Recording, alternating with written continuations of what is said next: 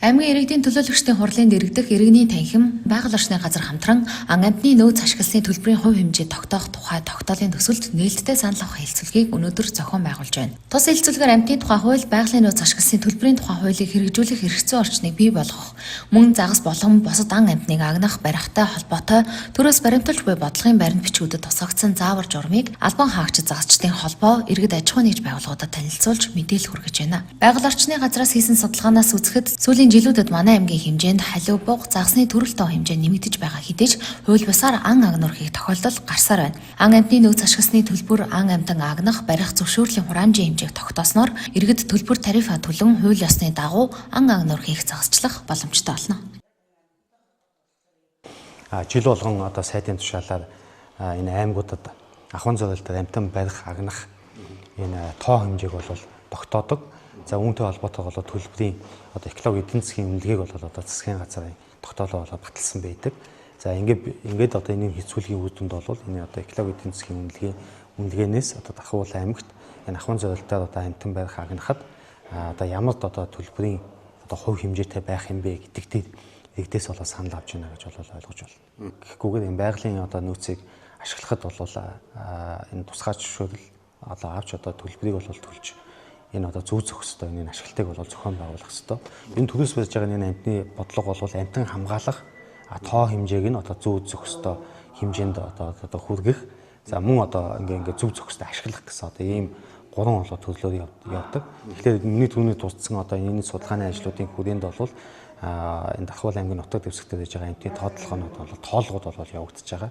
За судалгаанаас харахад бол сүүлийн жилүүдэд бол борг өрөөсний тоо бол багас. Борг өрөөс за зэрлэг гахаан тоо бол одоо ингээд бас багасж байгаа. За нөгөө талдаа бол одоо халуун бугны тоо хэмжээ бол нэмэгдэж байгаа. За мөн одоо энэ загасны судалгааны ажлууд бол хийгдсэн. Тэгэхээр бас Дархуул аймагт бол загасны тоо хэмжээ бол бас тодорхой хэмжээ бол нэмэгдэж байгаа. За зарим нэгэн одоо ховс үеийн загаснууд бол байна гэсэн судалгаанууд бол гарсан байж байгаа. Тэгэхээр бид энийг хуулийн хэрэгжлийг хангуулахын тулд Дархуул аймагт агнуурын одоо 3 бүс тогтоох энэ одоо 3 бүс тогтоохоор бол санал оруулж байгаа. Тэгэхээр энэ дээрээс бол иргэдээс санал бол авч байна. Төлбөрийг бол одоо юу байгаа шүү дээ.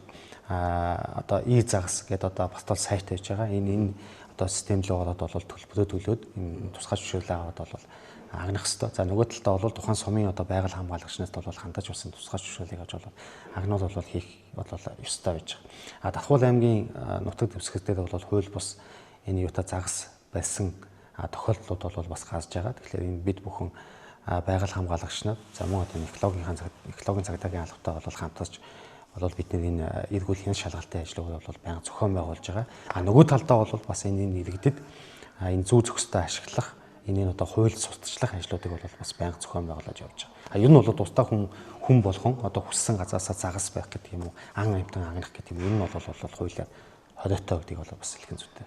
За сүүлийн жилүүдэд бол манай Дархуул аймгийн загасчлалын холбоо бол яг энэ одоо байгаль орчны газартай бол бас нэгт уялдаа холбоотой бол бас ажиллаж байгаа гэдэг бол хэлхэн зүйтэй. Тэгэхээр энэ бусад одоо төрлийн одоо ан гөрөө сонирхдог иргэд холбоод бас бид бүхэнтэй хамтарч ажиллах энэ амьтан хамгааллын асуудал зүү зохистой ашиглалтын талаар бол бид бүхэнтэй хамтарч ажиллах боломж олцоо бол бас нээлттэй байгаа гэдгийг бол хэлсэн зүйтэй байна.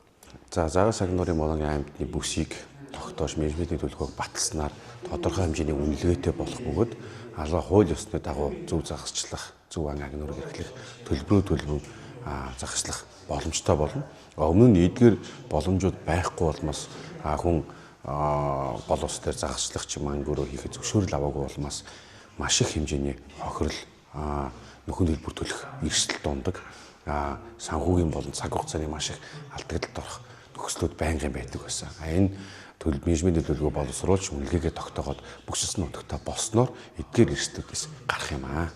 Байгаль орчны газартай байнгын хамтын ажиллагаатай байдаг. Энэ ажиллагааны хүрээнд Дархуул аймгийн ан норын бүсчилсэн менежментийн төлөвлөгөөг боловсруулах ажилд анхнаас нь хамтран оролцож байршлуудад байгаа загас амьтан судлахад нь байнгын дэмжлэг үзүүлж хамтран ажилласан. Үүний цаана гол зорилго нь юу гэдэг Дархуул аймагт маань загас ан норын зөвшөөрөл байдаггүй, үн өсөн тогтоогдоогүй, зэрэг асуудлуудаас болж зөө зохистой загасчлал аялал маань бас тодорхой хэмжээгээр хязгаарлагдаад байсан.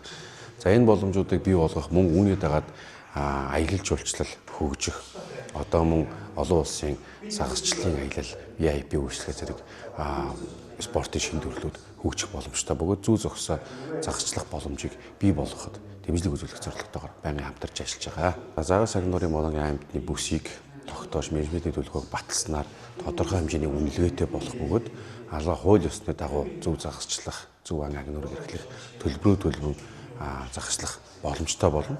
Өмнө нь эдгээр боломжууд байхгүй болмоос хүн гол ус дээр загасчлах ч юм ангиурөө хийхэд зөвшөөрөл аваагүй болмоос маш их хэмжээний хохирол нөхөн төлбөр төлөх эрсдэл дундаг.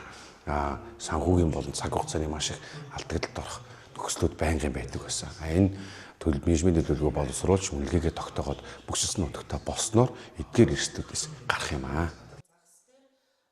Иргэд та бүхнийг зөвшөөрөгдсөн бүс нутагт батлагдсан тоо хэмжээний хүрээнд тухайн сумдын ойн хамгаалагч нарт хандан тусгай зөвшөөрлийн дагуу ан агнуур хийхийг мэргэжлийн байгууллагаас анхааруулж байна.